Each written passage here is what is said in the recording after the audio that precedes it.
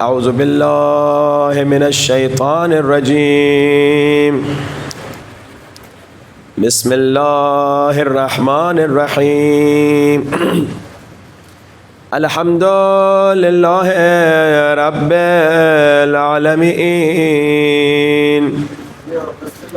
الحمد للہ کما ہوا اہل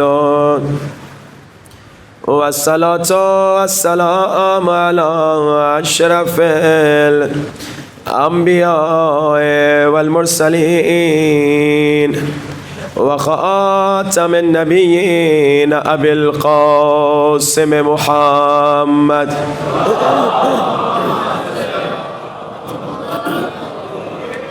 وآل الطيبين الطاهرين المعصومين.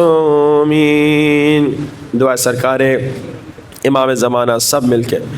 الہی اعظم البلاء وبرح الخفاء وانكشف الغطاء وانقطع الرجاء وزاقت الأرض ومنعت السماء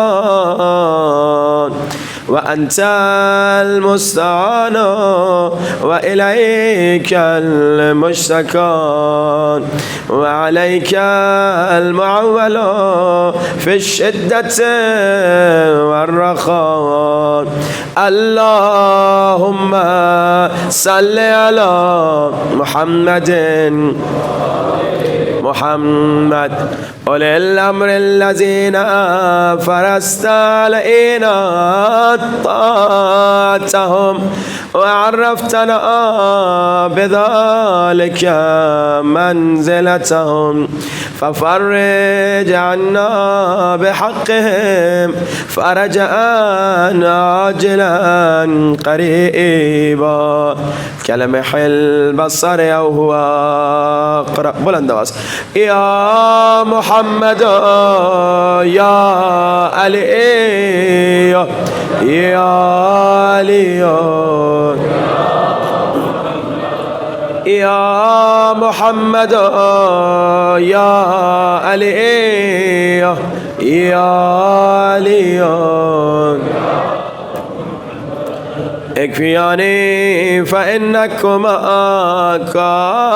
كافيان وانصراني فإنكما ناصران. کھڑے ہو جائے. یا مولانا یا صاحب الزمان الغاث الغاث أدركني الساعة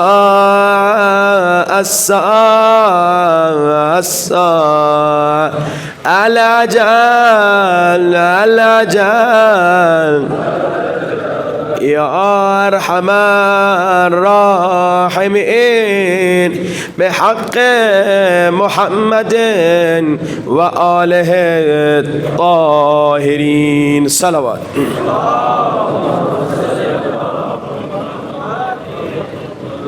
أما بعد فقد قال الله تبارك وتعالى في كتابه المجيد الذين يتبعون الرسول النبي الأمي الذي يجدونه مكتوبا عندهم في التوراة والإنجيل. بلند ترین صلوات.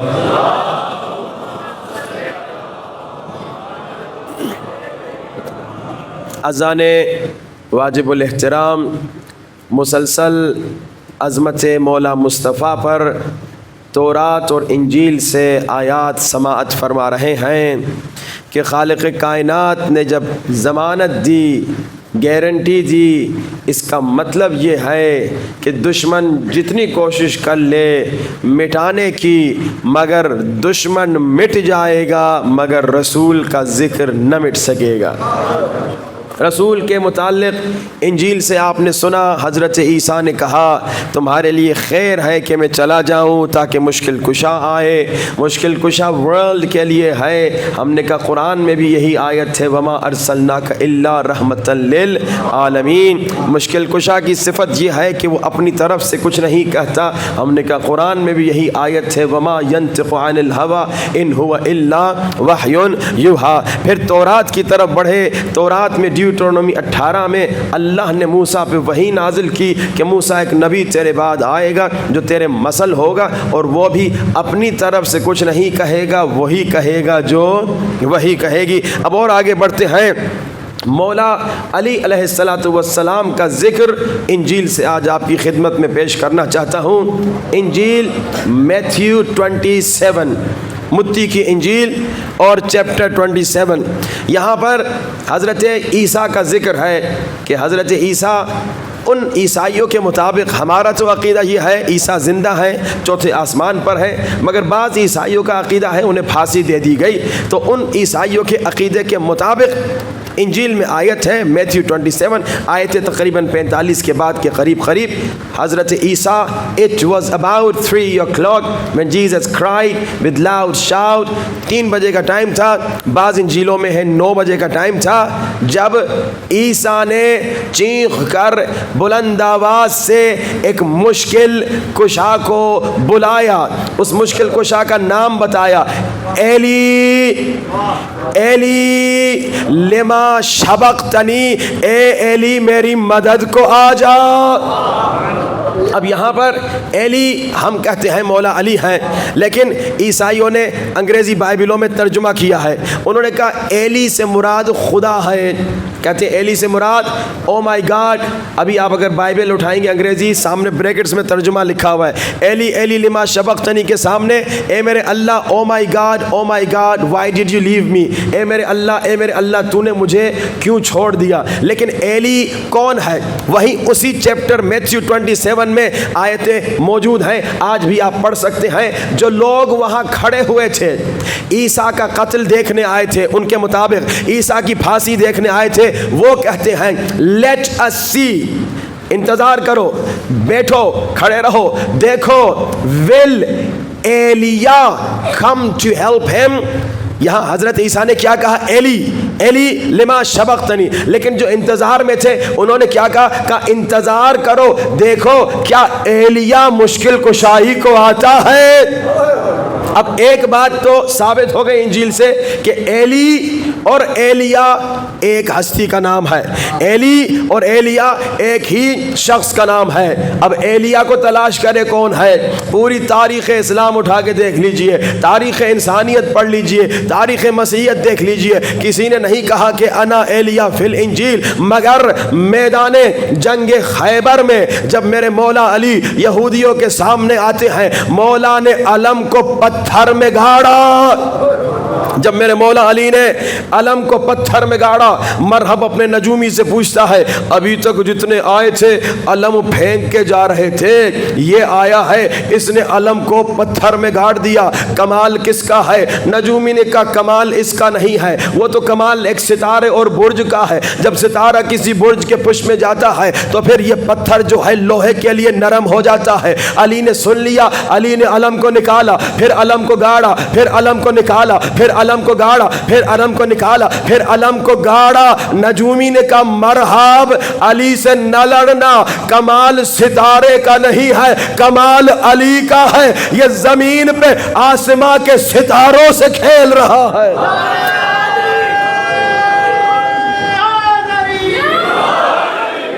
کمال ستارے برج کا نہیں۔ اب یہاں پہ میرے مولا علی نے جب علم کو پتھر میں گاڑا تو مولا علی نے کہا اعرفونی ایھا الیہود، اے یہودیوں مجھے پہچانو، انا ایلیا فی الانجیل، تمہاری کتاب میں میرا نام ایلیا ہے۔ ایک اور تاریخ کا واقعہ ملتا ہے، میرے مولا علی کہیں سے گزر رہے تھے، راستے میں دریا آ گیا۔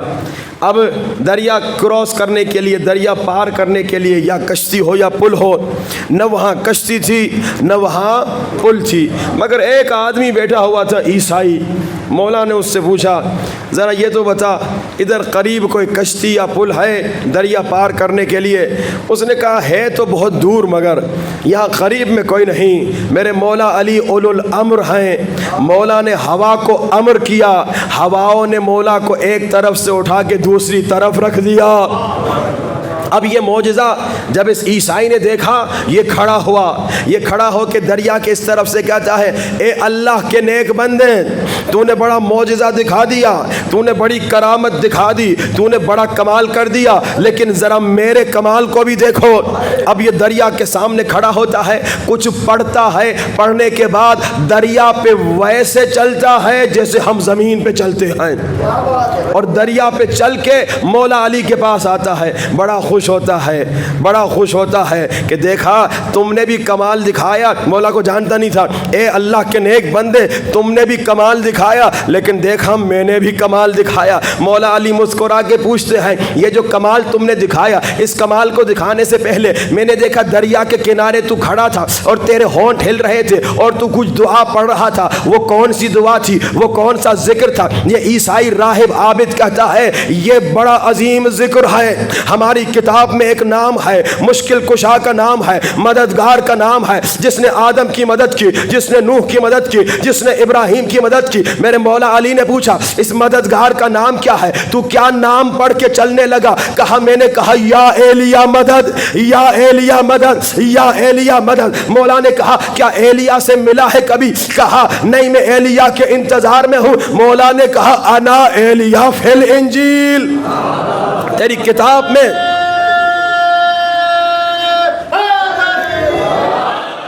تمہاری انجیل میں میرا نام ہے ایلیا، میں وہی ایلیا ہوں جس کا نام لے کر تو دریا پہ چل رہا ہے۔ بس عزیزان محترم، بہت زیادہ فضائل و ذکر اہل بیت ہے تورات میں، انجیل میں۔ میں نے کہا ہم اپنے مذہب کو تورات انجیل سے ثابت کر سکتے ہیں، لیکن ہم بہت سست ہیں، ہم بہت دور ہیں، ہم نہ تبلیغ کرتے ہیں، ہم نہ دین کو پہنچاتے ہیں، نہ دین کا میسج کہیں اور کسی اور تک پہنچاتے، الٹا ہم خود بھی کمزور پڑ گئے ہیں، ہم خود بھی اپنے عقائد میں کمزور کبھی پڑ جاتے ہیں، ہم خود بھی اپنے اخلاق میں کبھی کمزور پڑ جاتے ہیں، جو کہ آپ نے سنا دشمن کی سازش ہے مسلمانوں کا عقیدہ کمزور کرو اور ان کا اخلاق بھی کمزور کرو۔ جب ہم اپنے بچوں کا عقیدہ مضبوط کریں گے اور اخلاق مضبوط کریں گے تو کیا ہوگا؟ ہمارے بچے کبھی پھسلیں گے نہیں۔ ایک تو پانی پہ پھسلنا ہے، برف پہ پھسلنا، ایک ہے گمراہ ہو جانا، اسے بھی پھسلنا کہتے ہیں۔ کسی نے کوئی بات کہہ دی، ہمارا بچہ غلط رستے پہ چڑھ جاتا ہے، کیوں؟ کیونکہ اس کا عقیدہ کمزور ہے۔ ایک واقعہ سناؤں آپ کو، کینیڈا کا واقعہ ہے۔ ایک باپ تھا، اس نے اپنی بیٹی کو کہا بیٹی تمہیں حجاب کرنا ہے۔ جب وہ بالغ نہیں تھی، اسکول جاتی تھی، بے حجاب جاتی تھی، لیکن جب سے وہ بالغ ہوئی باپ نے کہا تم مسلمان ہے، اب تو نے حجاب کرنا ہے، تو بالغ ہو گئی ہے۔ اب اس نے کہا بابا آپ کا حکم مانتی ہوں اور میں حجاب کرتی ہوں، اور وہ حجاب کے ساتھ اسکول گئی۔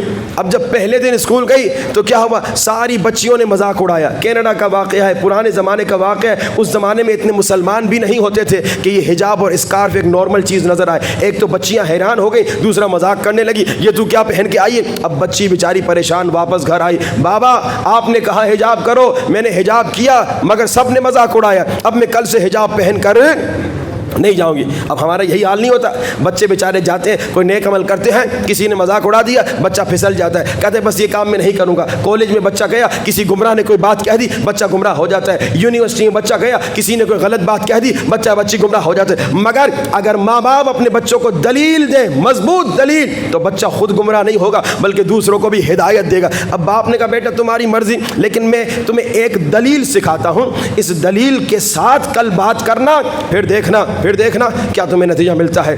اب بچی جاتی ہے اسکول، دوسرا دن پھر بچیاں مذاق کر رہی ہیں، یہ کیا پہن کے آئی ہو، یہ کیا نیا لباس ہے۔ اب باپ نے اسے دلیل سکھائی ہوئی تھی، اب یہ کہتی ہے تم نے کل بھی مذاق کیا، آج بھی مذاق کر رہی ہو، لیکن ایک سوال میں تم سے پوچھنا چاہتی ہوں، اس کا پہلے جواب دو، پھر جتنا جی چاہے مذاق کرو۔ اب باپ نے دلیل سکھائی تھی، اسے کانفیڈنس تھا، اسے یقین تھا کہ اس کی دلیل مضبوط ہے۔ آ کر کہتی ہے دیکھو تم ہو عیسائی، میں ہوں مسلمان، تم میرے لباس کا مذاق کر رہی ہو، لیکن تم سب حضرت مریم کو مانتی ہو۔ ابھی ہمارے اسکول میں جو حضرت مریم کی تصویر لگی ہوئی ہے، وہ تصویر کا لباس میرے لباس جیسا ہے یا تیرے لباس جیسا؟ اب حضرت عیسیٰ کی والدہ حضرت مریم کا جو اسٹیچو بنتا ہے یا جو تصویر بنتی ہے اس میں ہمیشہ حجاب کے ساتھ ہوتا تھا پہلے، ہمیشہ، آج بھی اکثر حجاب کے ساتھ بناتے ہیں۔ اب ساری لڑکیاں اس تصویر کی طرف، اس اسٹیچو کی طرف دیکھنے لگیں جو حضرت مریم کا ان کے اسکول میں تھا، اور وہ چپ ہو گئیں، کیونکہ اس مسلمان شیعہ بچی کا لباس حضرت مریم سے زیادہ ملتا تھا۔ اب کیا ہوا؟ اب جب اس نے دلیل دی تو ایک اس کی کلاس میٹ آ گئی، ایک دوسری بچی آ گئی جو کلاس میں ساتھ پڑھتی تھی، اس نے کہا دیکھو حجاب تمہارا بہترین سلوشن ہے میری مشکل کے لیے۔ کہا کیا مطلب؟ کہا وہ اس کی عمر کی بچی تھی، تقریباً 9-10 سال کی، کہتی ہے میں جب اسکول آتی تھی یہ انگریزی لباس پہن کے، بے حجاب، ننگا حجاب، برے لباس، تو لڑکے اور مرد میری طرف گھور گھور کے دیکھتے تھے، مجھے اچھا نہیں لگتا تھا، کیونکہ لڑکی میں ایک حیا ہے اللہ نے رکھی ہوئی ہے، اس کے فطرت کے اندر ہے۔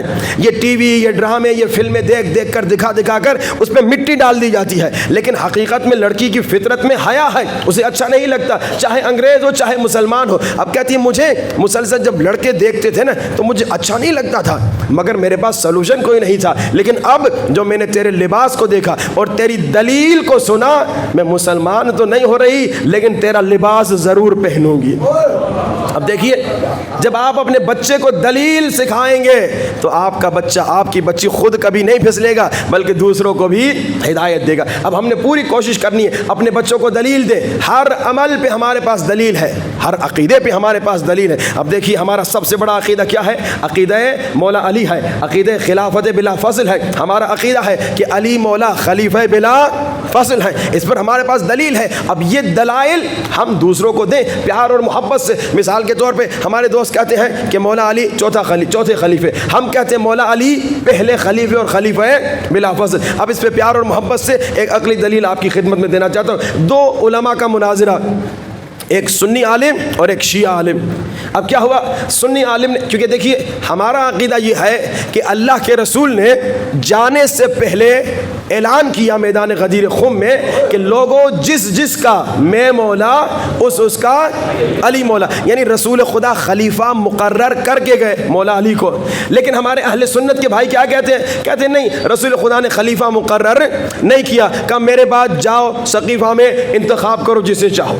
اب یہ ہم دونوں میں فرق ہے۔ اب شیعہ سنی عالم کا مناظرہ، سنی عالم نے کہا اے شیعہ عالم تم ہمارے پہلے خلیفے کی عزت نہیں کرتے۔ شیعہ عالم نے کہا یہ تہمت ہے ہم پہ، کس نے کہا ہم تمہارے پہلے خلیفے کی عزت نہیں کرتے؟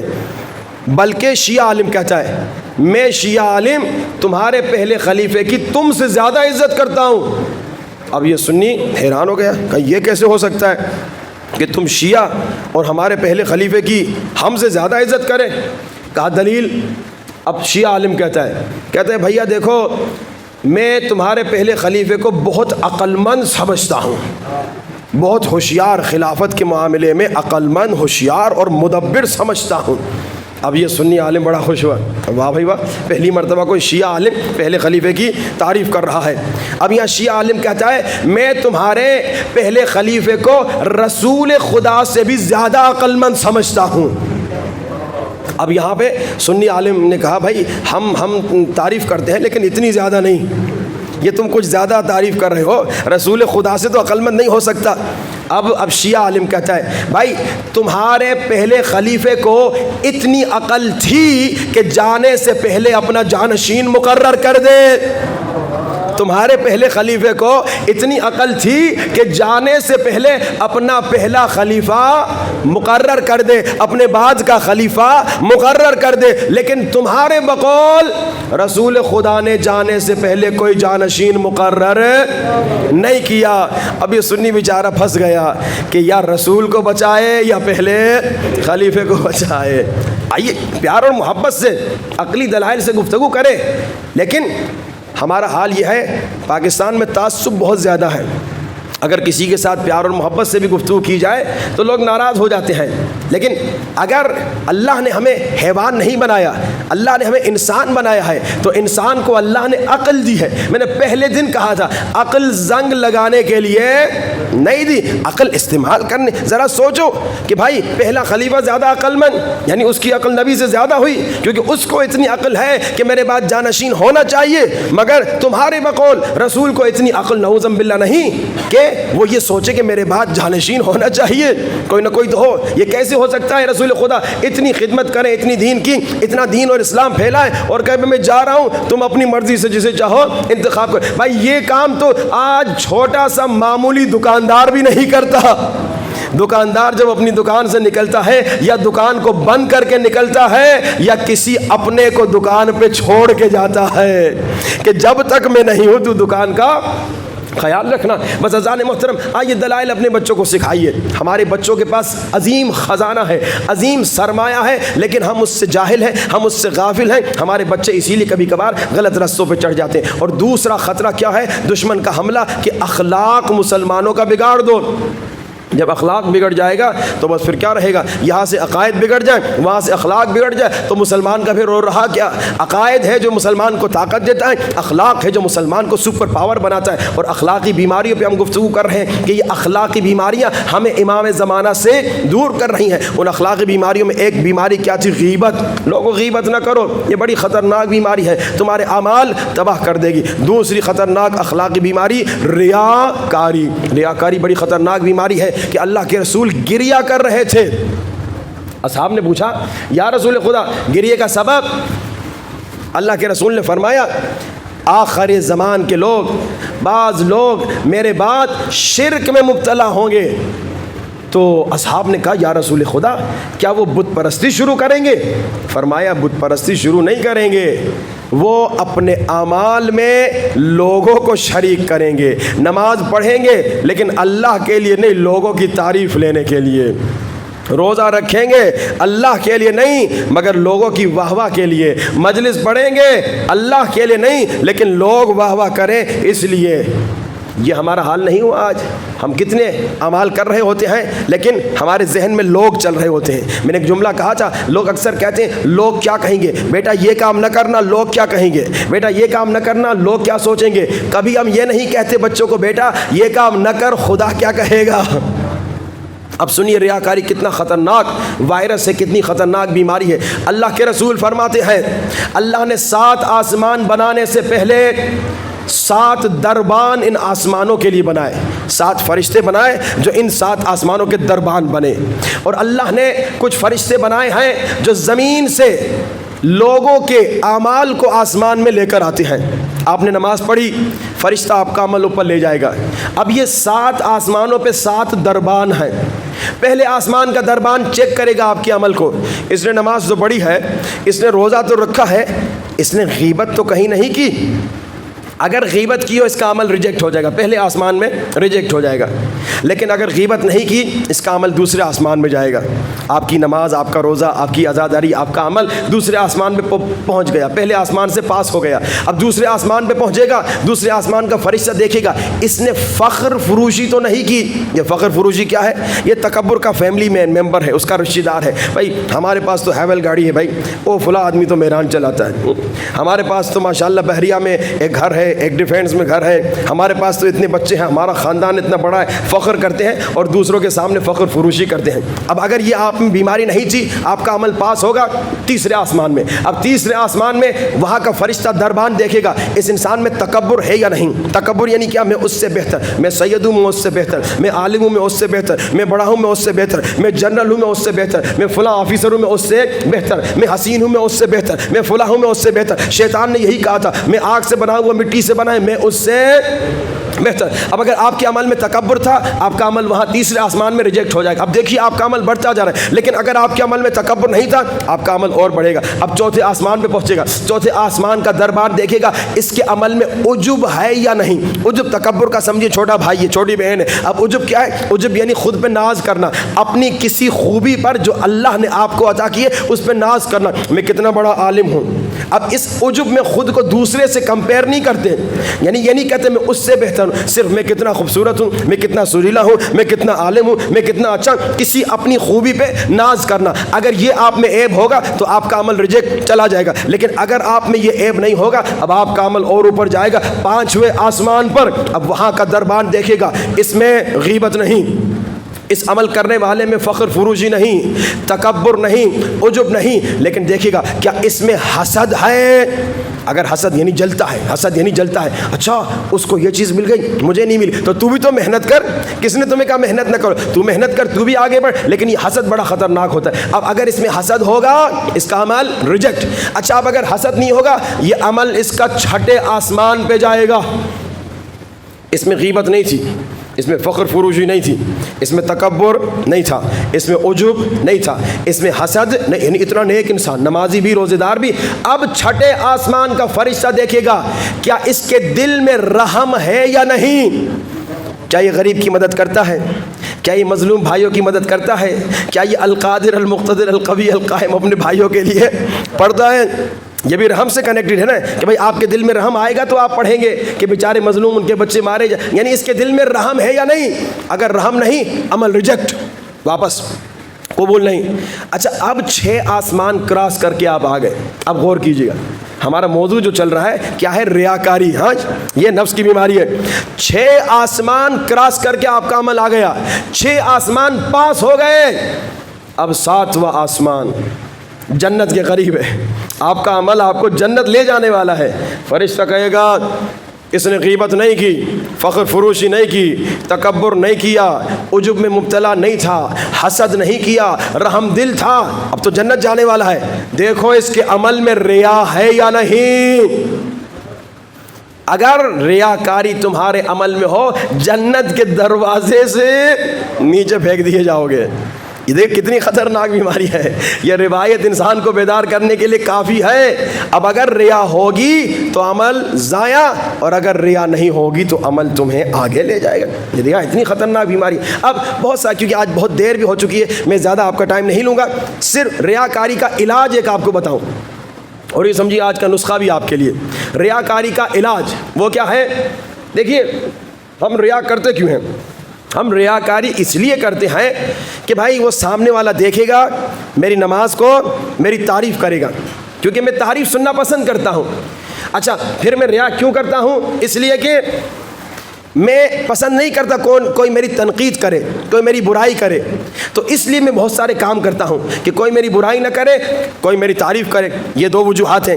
اور دوسرا میں کیوں ریا کرتا ہوں؟ کسی لالچ میں، کسی فائدے کی لالچ میں، جب میں مثال کے طور پہ اتنا اچھا بنا رہوں گا تو مجھے فلاں چیز ملے گی، مجھے فلاں چیز ملے گی، اب اس لالچ میں۔ یعنی ہم ریا کرتے اس لیے ہیں کہ ہم سمجھتے ہیں ریاکاری سے ہمیں فائدہ ملے گا، لیکن فائدہ تو اللہ دیتا ہے، فائدہ تو بندہ نہیں دیتا۔ محبت بھی بندے کے دل میں اللہ ڈالتا ہے۔ تو ہم اگر اس ذکر کو کریں اس نیت سے کہ نفع نقصان کا مالک اللہ ہے، تو یہ ذکر ہمیں ریا سے بچائے گا۔ یہ ذکر کیا ہے؟ لا الہ الا اللہ، لا الہ الا اللہ، کوئی خدا نہیں مگر اللہ تبارک و تعالی۔ یہ بندہ جس کے لیے میں ریاکاری کر رہا ہوں یہ خدا نہیں، یہ مجھے نفع دینے والا نہیں، یہ مجھے نقصان سے بچانے والا نہیں، نفع دینے والا خدا، نقصان سے بچانے والا خدا۔ اور لا الہ الا اللہ آج کا آپ کا نسخہ۔ لا الہ الا اللہ کا فائدہ سنیے۔ لا الہ الا اللہ کا فائدہ یہ ہے کہ اللہ کے رسول فرماتے ہیں اگر ایک انسان خلوص سے لا الہ الا اللہ ایک مرتبہ کہے تو وہ جنت میں چلا جائے گا۔ مولا علی سے پوچھا مولا جہاں آپ کھڑے ہیں یہاں سے عرش کا فاصلہ کتنا ہے؟ مولا علی نے فرمایا ایک لا الہ الا اللہ خلوص سے کہنا۔ دیکھیے لا الہ الا اللہ کا پاور۔ اب دوسری روایت، یہ آپ کا آج کا تحفہ۔ اللہ کے رسول کے پاس غریب فقیر مسکین آئے، کہا یا رسول خدا امیروں کے پاس پیسہ ہے تو اس سے مسجد بناتے ہیں، اس سے خیر کے کام کرتے ہیں، ثواب ملتا ہے، ہم غریب ہیں ہمارے پاس کوئی پیسہ نہیں، ہم کیا کریں؟ اللہ کے رسول نے کہا اگر کوئی دن میں 100 مرتبہ لا الہ الا اللہ پڑھے، اس دن جتنے بھی نیک عمل کسی نے کیے ہیں اس سے زیادہ ثواب اس 100 مرتبہ لا الہ الا اللہ پڑھنے والے کو ملے گا، مگر یہ کہ کوئی 100 مرتبہ سے زیادہ لا الہ الا اللہ پڑھے۔ اب کیا ہوا، جتنے تاجر تھے، جتنے پیسے والے لوگ تھے، انہوں نے کہا یہ تو اچھی بات ہے، ہم مسجد بھی بنائیں گے، 100 مرتبہ لا الہ الا اللہ بھی پڑھیں گے۔ اب پھر فقیر آ گئے، یا رسول خدا وہ مسجد بنا کر بھی ثواب کما رہے ہیں اور ہم صرف لا الہ الا اللہ پڑھ کے ثواب کما رہے ہیں، تو ان کو ڈبل ثواب مل رہا ہے۔ تو اللہ کے رسول نے کہا کہ اللہ جسے چاہے جو عطا کرے۔ اب یہاں پر تم نے ان لوگوں کے ساتھ حسد نہیں کرنا، اللہ نے اس میں مصلحت سمجھی ہے، انہیں عطا کیا ہے، لیکن تم اسی 100 مرتبہ لا الہ الا اللہ پڑھ کے وہی ثواب کما سکتے ہو جو وہ اپنے پیسے سے کما رہے ہیں، اگر تمہارے پاس پیسہ نہیں۔ لیکن اگر پیسہ ہے اور تم کہہ رہے ہو یہ تو بہترین نسخہ مل گیا، میں آج تک مسجد امام بارگاہ بناتا تھا، اب نہیں بناؤں گا، بس 100 مرتبہ لا الہ الا اللہ پڑھوں گا، اس کا مطلب یہ پھر تم میں ایک اور نفس کی بیماری ہے، وہ ہے کنجوسی، بخل، اس سے بچو، وہ بھی بڑی خطرناک بیماری ہے۔ تو اگر پیسہ ہے، مسجد امام بارگاہ بنا رہے ہو بناؤ، لیکن جس کے پاس پیسہ نہیں اب وہ کیا کرے، رسول کا نسخہ 100 مرتبہ روزانہ لا الہ الا اللہ پڑھے، لیکن اس انداز سے پڑھے کہ نفع نقصان کا مالک خدا ہے۔ طوطے کی طرح نہ کہ لا الہ الا اللہ لا الہ الا اللہ، نہیں، لا الہ الا اللہ پڑھتے ہوئے ذہن میں سوچے کہ یہ بندہ جس کے لیے میں شوشہ کر رہا ہوں یہ الہ نہیں، یہ خدا نہیں، یہ میرے نفع نقصان کا مالک نہیں، نفع نقصان کا مالک خدا ہے۔ آئیے انشاءاللہ گریہ کریں، اور یہ دن گریہ کے ہیں، یہ دن تبدیل ہونے کے ہیں۔ اگر ان دنوں میں ہم تبدیل نہ ہوں تو پھر کب تبدیل ہوں گے؟ اور اہل بیت سے قریب ہونے کا بہترین نسخہ، امام زمانہ سے قریب ہونے کا سب سے اچھا اور آسان نسخہ کیا ہے؟ گریہ بر امام حسین علیہ السلام۔ آئیے گریہ کریں، بلند آواز سے گریہ کریں، گھٹ گھٹ کے گریہ نہ کریں۔ امام مسلسل کہتے ہیں لوگوں وَلْيَصْرُخِ الصَّارِخُونَ، میرے دادا حسین کے غم میں چیخ چیخ کے رویا کرو، گھٹ گھٹ کے نہ رویا کرو، بلند آواز سے رویا کرو، سینے پہ ہاتھ رکھو، آنکھوں کو بند کرو، تصور کرو مولا عباس کے حرم میں ہو اور بلند آواز سے سلام کرو، السلام علی الحسین وعلی علی ابن وعلی اولاد الحسین وعلی اصحاب۔ میرا سلام اس وفادار پہ جو پانی تک آ گیا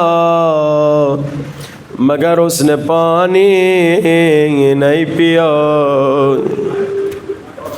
کوئی وفا سیکھے تو عباس سے سیکھے، کوئی اطاعت سیکھے تو عباس سے سیکھے، کوئی محبت و مودت امام سیکھے تو عباس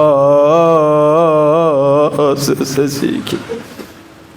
یہ وفا عباس کی ماں نے عباس کو سکھائے تھے، بیٹا مرتے مر جاؤ، مولا حسین کو کبھی بھائی نہ کہنا،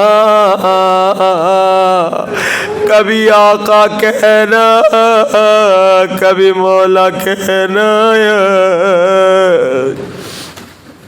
اسی لیے جب مولا حسین علماء پڑھتے ہیں عباس مولا کے لاشے پہ پہنچے،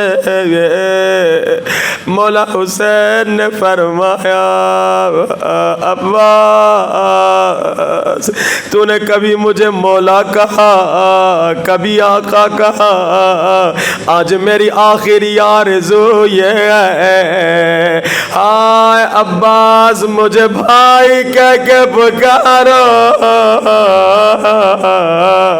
عباس نے مدینے کا رخ کیا ہوگا، اما آپ نے منع کیا جا مگر مولا کا حکم ہے۔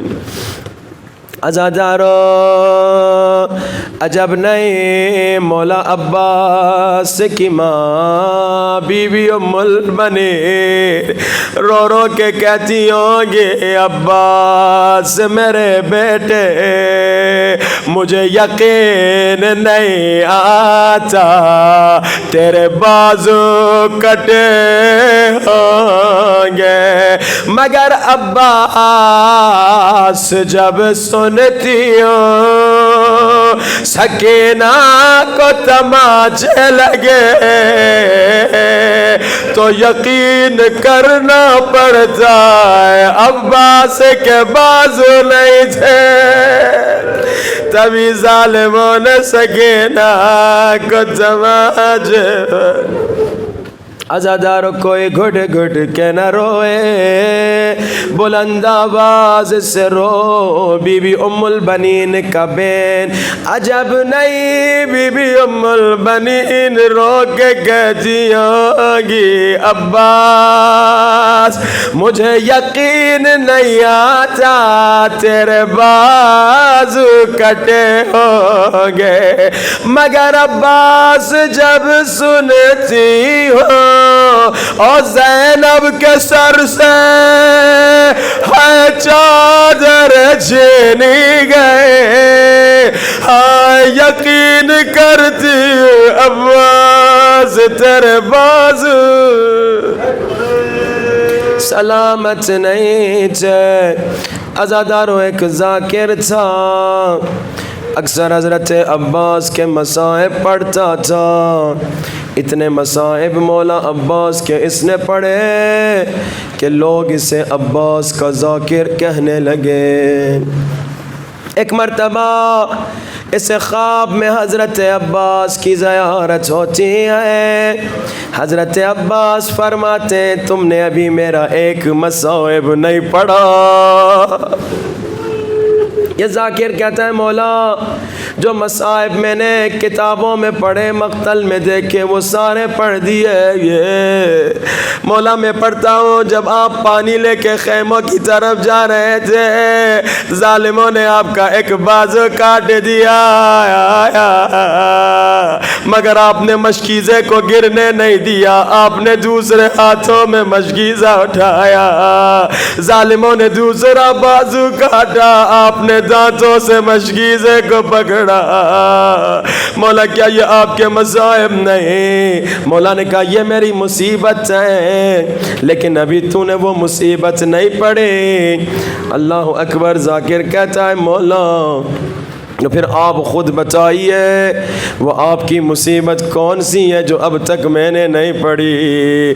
عزادارو مولا فرماتے ہیں ذاکر عاشور کے دن کربلا میں جب سوار گھوڑے سے زمین پہ گرتا تھا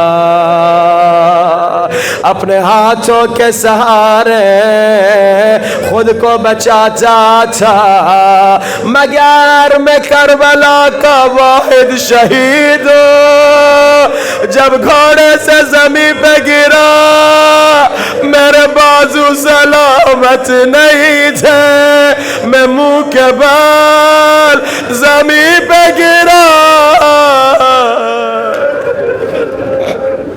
عزادارو ہاتھ جوڑ کے مولا عباس سے ایک جملہ کہنا چاہتا ہوں، اور زحمت تمام۔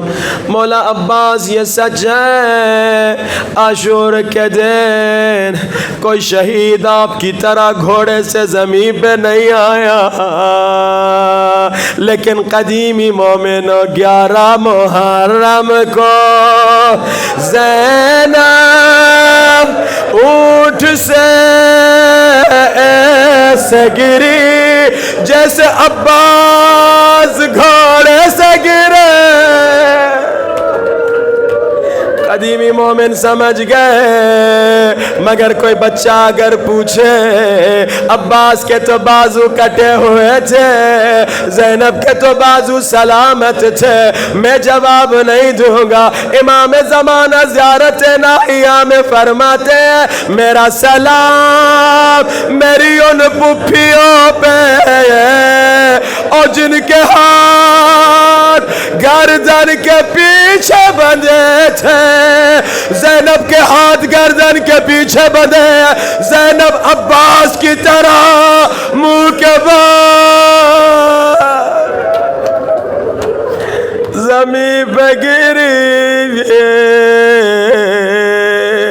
دعا کی قبولیت کا وقت ہے، روتی ہوئی آنکھوں سے دعا کرو۔ یا صاحب الزمان مولا مولا جلدی آ، یا صاحب الزمان مولا مولا جلدی آ۔ سب مل کے یا صاحب الزمان مولا مولا جلدی آ، یا صاحب الزمان مولا مولا جلدی آ۔ ہاتھوں کو بلند، سب اپنے ہاتھوں کو بلند کریں۔ خدایا ہمارے گنہگار ہاتھوں کو نہ دیکھ، تجھے بی بی زینب کے زخمی ہاتھوں کا امام زمانہ کا جل ظہور فرما۔ اللہم اجل ولیک الفرج، اللہم اجل ولی۔ خدایا امام زمانہ کا جل ظہور فرما، خدایا ہمیں امام زمانہ کی محبت مودت اطاعت زیارت نصیب فرما۔ خدایا ہم سب کو کربلا مولا حسین کی زیارت نصیب فرما۔ خدایا جو بیمار ہیں انہیں شفا نصیب فرما، جو بے اولاد ہیں انہیں اولاد نصیب فرما، جنہیں اولاد عطا کی ہے ان کے بچوں کو امام زمانہ کے لیے قاسم و علی اکبر و عباس کی طرح وفادار و مطیع و فرما بردار بنا۔